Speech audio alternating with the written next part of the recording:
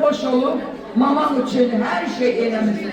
Allah bir dua eylemezlerdi. Hem bedduadır, hem koş duadır. Diyelim Allah'ım, her anın öz yüreğine ben sana başka bir söz demirem. Ecreme kullarını yıl kibarlı olasan, bir gün işten gelende bana ana